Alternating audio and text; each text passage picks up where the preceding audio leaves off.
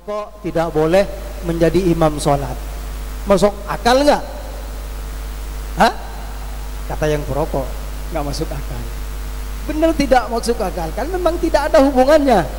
Apa hubungannya orang perokok dengan imam sholat? Imam sholat itu sudah ada kriterianya dari Rasulullah Sallallahu Alaihi Wasallam. Ya ummul qauma aqra'uhum li kitabillah. Yang dianjurkan menjadi imam sholat itu orang yang paling bagus bacaan Al-Qur'annya,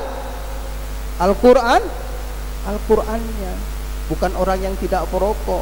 Maaf, bukan saya membela orang perokok, tidak.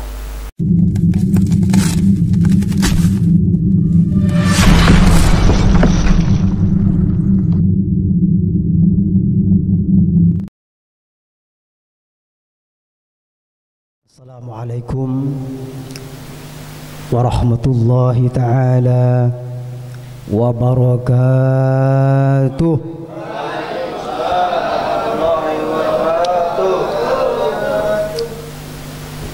Bismillahi walhamdulillah wassalatu wassalamu ala rasulillah sayyidina Muhammad ibn Abdillah wa ala alihi wa ashabihi wa man tabi'ahu wa mawala wa la hawla wa la quwwata illa billah. Wa ba'du, qala rabbi israh li sadri wa yassir li amri wahlul 'uqdatam min lisani yafqahu qawli. Radina billahi rabba wa bil islami dina wa bi muhammadin nabiyya wa rasula. Rabbana zidna ilman warzuqna fahman. Allahumma anfa'na bima 'allamtana wa 'allimna bima yanfa'una wa zidna ilman ila ilmina. Amin amin ya rabbal alamin. Yang kami hormati para guru-guru kita, para habaib, para sesepuh, para hujjat, para hadirin semuanya, yang tidak bisa kami sebutkan satu persatu untuk menghemat waktu, karena hampir setiap kali kita pertemuan kita sudah menyebut nama mereka masing-masing. Hampura ya Ustaz ya. Mudah-mudahan guru-guru kita semua, para hadirin semua diberikan kesehatan oleh Allah Subhanahu wa taala, panjang umur, berkah hidupnya. Amin amin ya rabbal alamin. Hadirin, saudara-saudara sekalian yang dirahmati Allah Subhanahu wa taala,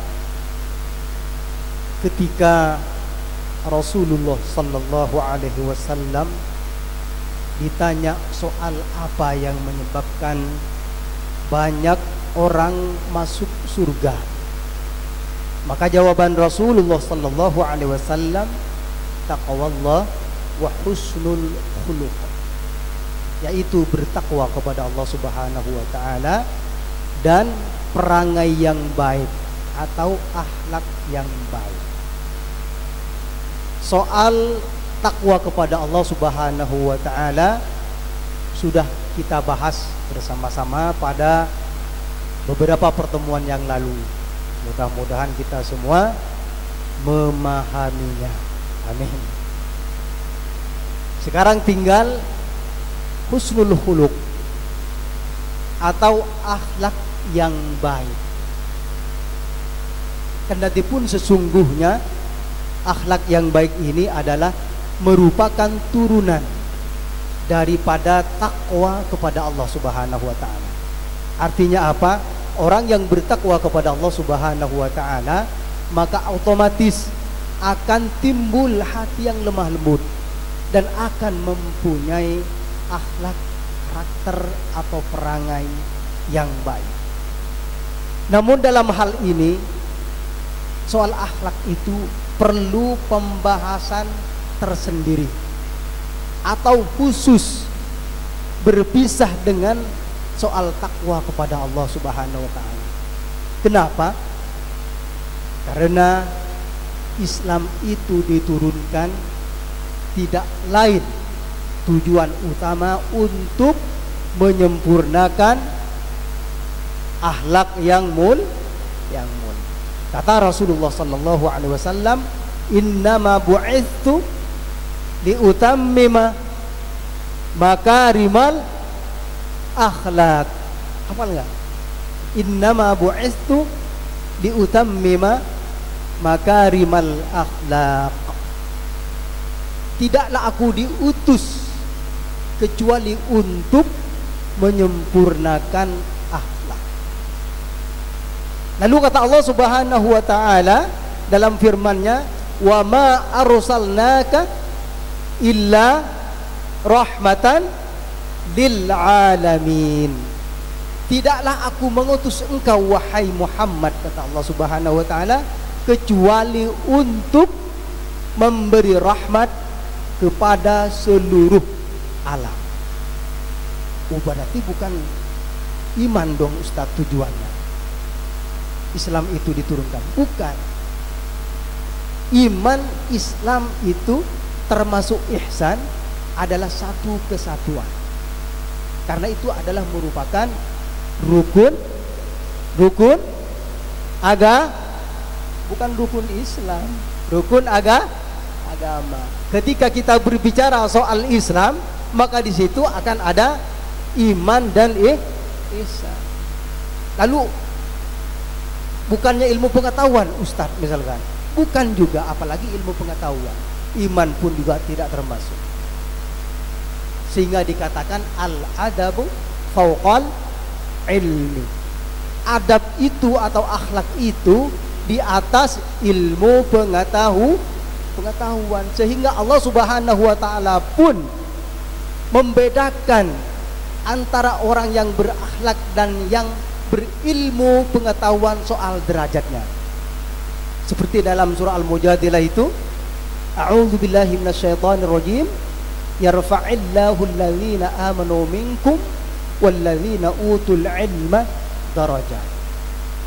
Allah mengangkat banyak derajat terhadap orang-orang yang beriman. Jadi orang yang beriman yang disebut duluan di sini, bukan yang berilmu.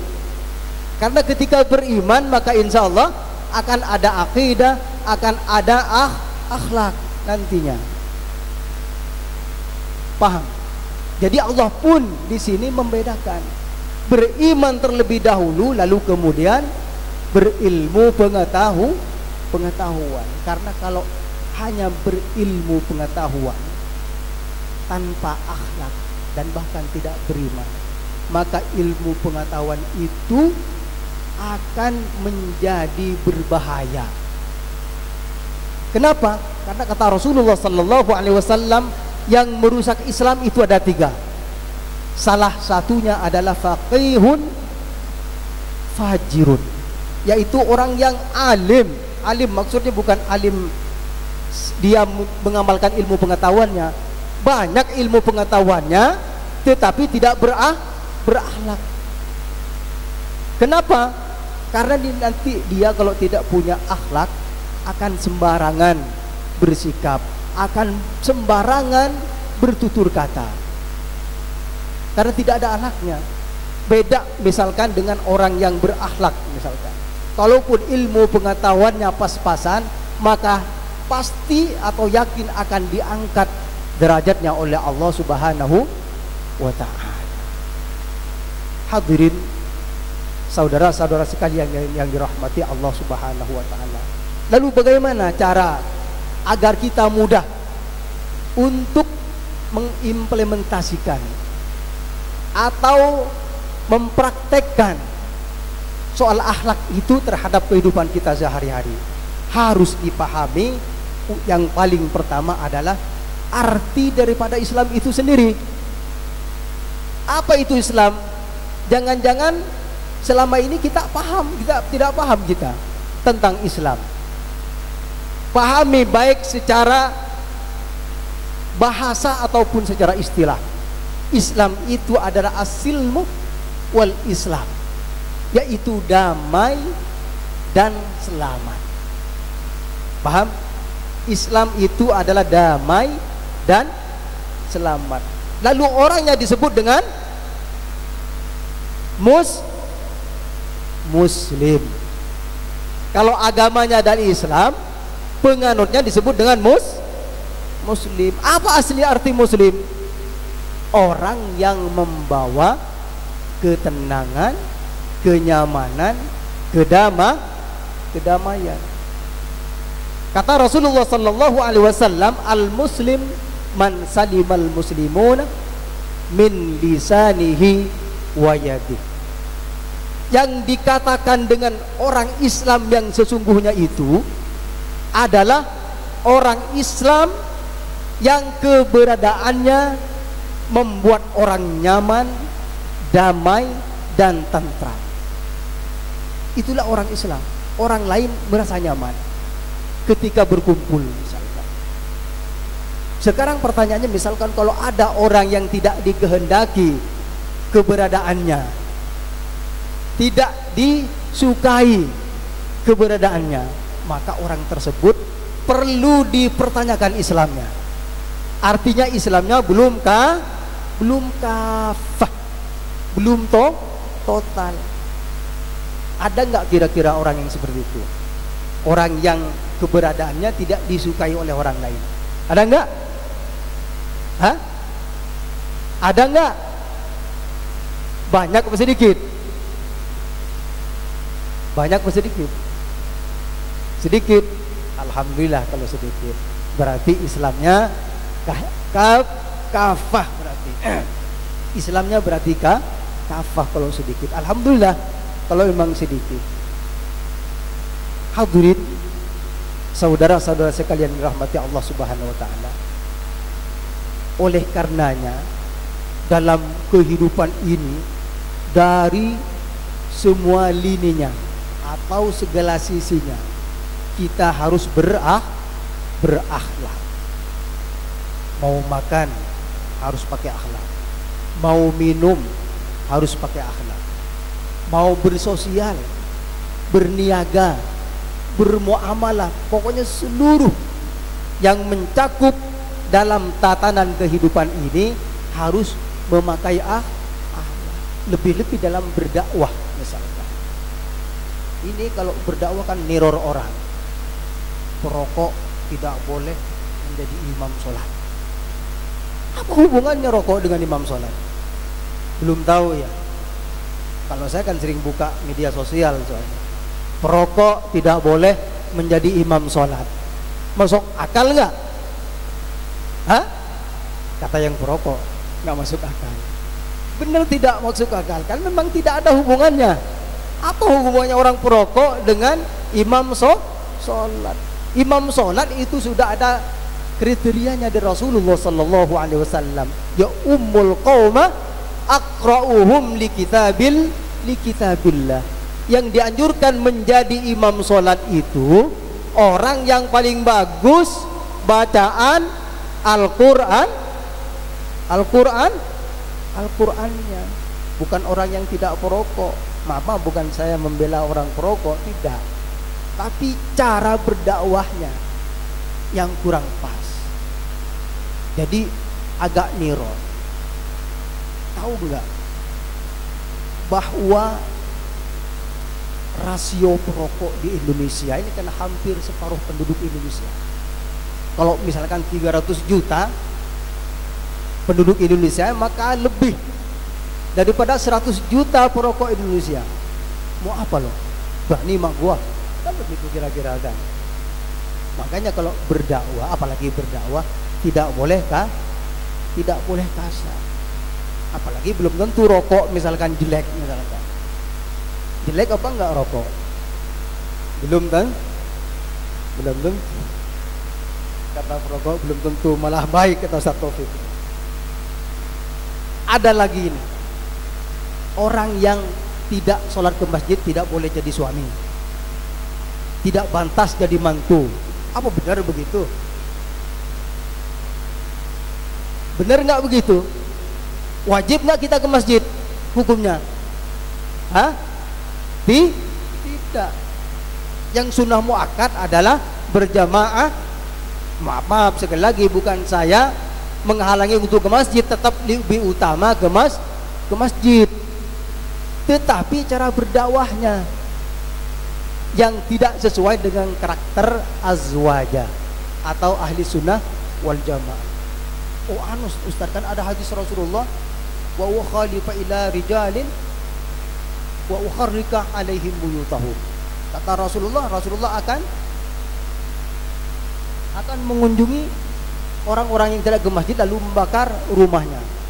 Pertanyaan saya, ketika zaman Rasulullah ada nggak rumah yang dibakar? Ada nggak? Pernah dengar nggak? Kagak ada kan? Padahal ketika Rasulullah orang munafik juga banyak. Ubay bin Salul itu pemimpin yang membelok ketika perang Badar itu, 300 orang kurang lebih. Ada nggak yang dibakar oleh Rasulullah? Tidak ada. Orang munafik jangankan sholat berjamaah, sholat sendirian yang 5 waktu itu males. Innal munafiqina yukhadi'una Allah wa huwa khadi'uhum wa idza qamu ila sholati qamu kusala. Orang munafik ini ketika mau sholat males kalau disuruh sholat, apalagi berjamaah. Ada nggak yang dibakar oleh Rasulullah SAW ketika itu? Pernah dengar nggak ceritanya bahwa Ubay bin Salul misalkan kongsi ke masjid karena rumahnya dibakar oleh Rasulullah? Nggak pernah kan? Loh, makanya kalau memahami hadis jangan ditelan mentah-mentah, nanti tersesat dan salah jalan. Ini kan gaya bahasa orang Arab. Emang begitu gaya bahasa orang Arab. Contoh misalkan kalau orang Arab memanggil ya Abdul Miskin misalkan, Abdul Miskin, itu bukan karena tidak punya harta, tidak punya mobil, tidak punya rumah. Kalau orang Arab manggil begitu, ya Abdul Miskin itu panggilan orang yang mempunyai istri satu. Paham? Kalau istrinya lebih dari satu, ya Abdul Ghani. Itu orang Arab. Kalau yang tidak kawin-kawin, ya Abdul Fakir. Harus dipahami bahasa Arab, tidak sembarangan. Kalau berbicara tadi tentang membakar rumah misalkan, kan ada hadis yang lebih ekstrim lagi. Lau ya'lamul maru amamal musallina la yaqifa arba'ina min 'anil itsmi la yaqifa arba'ina. Andaikan orang yang berjalan di depan orang sholat itu tahu tentang dosanya, niscaya dia akan berhenti menunggu sampai 40 tahun. Nah, menunggu 40 tahun emangnya nggak lama? Emang nggak ada kerjaan lain? Nggak makan, nggak minum, nggak sholat 5 waktu? Logikanya kan begitu kan? Lalu kemudian kalau maksa untuk lewat di depannya disuruh cegah. Wa in aba falyuqatilhu. Bahkan kalau maksa disuruh bunuh, kata Rasulullah. Nah ini orang, kalau orang lugu misalkan kebelet pengen nerapkan hadis ini, kan bisa-bisa setiap mau ke masjid bawa golok kan. Jadi kali-kali kalau ada orang lewat depan dia lagi sholat, tinggal bacok kan, daripada ribet-ribet nyari golok. Kan begitu logikanya. Ya bener sih, misalkan orang yang rajin ke masjid tidak dibakar rumahnya misalkan. Tetapi kan tidak lucu kalau misalkan tiba-tiba dia mau pulang karena kebelet pengen pipis dan sebagainya, misalkan tiba-tiba dibacok oleh orang. Rumahnya nggak kebakar, tapi dia dibacok orang. Jadi memahami hadis itu jangan sembarang. Apakah kalau tidak berjamaah di rumah, misalkan melaksanakan jamaah sholat di rumah tidak dapat pahala? Misalkan dapat pahala tetap, namun lebih utama di masjid. Di masjid pun juga masih debatable, berbeda pendapat ulama. Ada yang berpendapat bahwanya di luar kalaupun bukan masjid, karena memang ardullah masjid, semua bumi Allah inilah masjid. Kalau di luar masjid lebih banyak daripada di masjid, maka lebih utama sholat di luar masjid. Begitu. Tetapi jangan sampai besok nggak ke masjid, tetap ke masjid. lebih utama di masjid.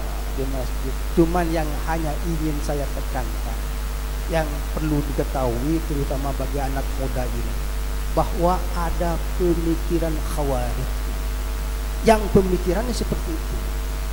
Paham? Pemikirannya keras. Kalau tidak sesuai dengan apa yang pendapat mereka, kita dianggap kafir, halal dibunuh kita oleh mereka. Dan itu terjadi semenjak zaman Khalifah Sayyidina Ali radhiyallahu an. Tahu nggak sejarahnya bahwa Sayyidina Ali itu dibunuh? Dibunuh siapa yang membunuh? Yang membunuh ulama, penghafal Al-Quran. Al-Qurannya paling bagus, sampai dia ini menjadi kontingen ke Mesir, dikirim oleh Sayyidina Umar ketika beliau menjadi khalifah untuk mengajarkan orang-orang Islam yang ada di Mesir untuk belajar Al-Quran. Ketika itu siapa dia? Abdurrahman bin Muljam. Dia yang membunuh Sayyidina Ali. Sayyidina Ali dianggapnya tidak menjalankan perintah Allah, kewajiban dari Allah, sehingga dibunuh oleh dia. Jadi hati-hati. Dan sampai sekarang pemikiran itu banyak di Indonesia, terutama Jabodetabek. Yang ngebom siapa? Yang pasti bukan Ahlus Sunnah wal Jamaah, bukan kelompok kita. Pasti kelompok pemikiran yang keras, pemikiran khawarij. Mau membunuh siapa? Kayak di Bali dulu, siapa yang dibunuh? Ternyata yang terbunuh mayoritas orang Islam. Betapa besar dosanya membunuh orang yang tanpa hak. Sehingga kata Allah Subhanahu wa taala, man qatala nafsan bighairi nafsin faka'annama qatalan nasa jami'an.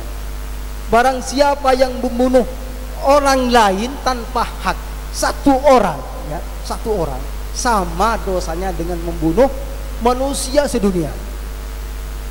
Kalau sampai puluhan orang, bahkan ratusan orang, betapa besar dosa.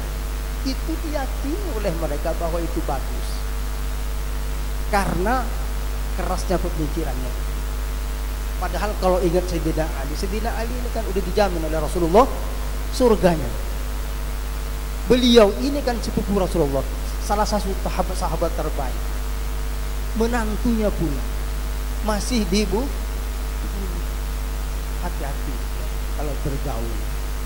Kalau ada pelajaran atau pemikiran yang kurang masuk di akal, tanya kepada para asatidz di sini, kepada para kiai. Jangan mudah terpengaruh, jangan mudah tanya. Kalau tidak sesuai dengan pemikiran mereka, tolak. Paham?